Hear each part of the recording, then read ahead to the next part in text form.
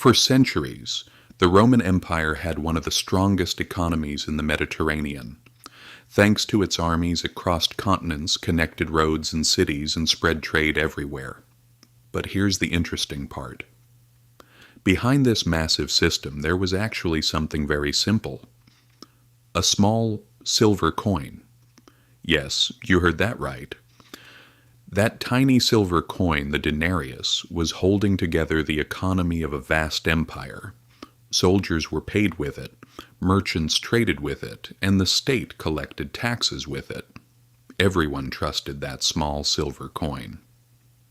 But at some point, things slowly started to change. Roman emperors realized something. If we control the mint, we control the money.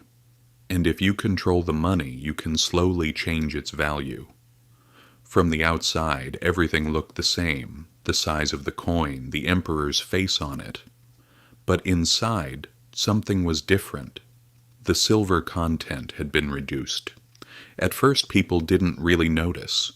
The difference was small, but over time, those small changes started to create big consequences. Prices began to rise. People started paying more for the same goods. Merchants became more cautious. And after a while, everyone realized the same thing. This money isn't what it used to be. The Roman monetary system actually began around 211 BCE during wartime. The goal was simple: to pay soldiers in a reliable and consistent way. Back then, one denarius contained about 4.5 grams of pure silver. It was truly valuable. And this system worked very well for a long time. The empire grew, trade expanded, and the economy became stronger. But here's the thing. Growth is expensive.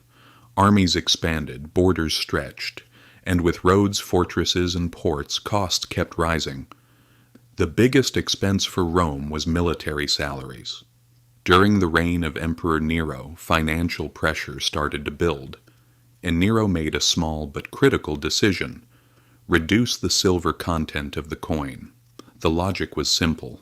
Use the same amount of silver to mint more coins leads to spend more. Sounds smart, right? But this is where a chain reaction began. The emperors who came after Nero continued using the same method. Each time they reduced the silver a little more. Slowly, the real value of the coins kept decreasing. The real breaking point came in the 3rd century. The empire fell into chaos. Constant power struggles, civil wars, and external invasions. Every new emperor had the same problem. How do I keep the army loyal? The answer was simple: pay them more. But there wasn't enough valuable money. So they started producing more coins, but with less value. At one point, the silver coins were almost entirely made of copper, with just a thin layer of silver on top. They looked valuable on the outside, but inside, they weren't. And people noticed. Merchants slowly started raising prices because the money they received was losing value. People demanded higher wages. The state tried to meet those demands by printing even more money. And the classic inflation cycle began. More money leads to higher prices, leads to higher wages, leads to more money. And this cycle started accelerating in unpredictable ways. Eventually, people began to lose trust in money. Some turned to gold, others went back to barter. The state couldn't even properly collect taxes anymore. Then Emperor Diocletian stepped in and said, "All right, let's fix prices." He set maximum prices for everything, but it didn't work, because the problem wasn't prices, it was the money itself. People started hiding goods, black markets appeared, and the economy went underground. Finally, Constantine came up with a new solution. He introduced a gold coin, the solidus. And because it truly had value, people began to trust it again.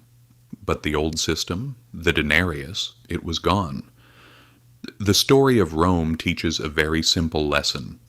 A currency is valuable as long as people trust it.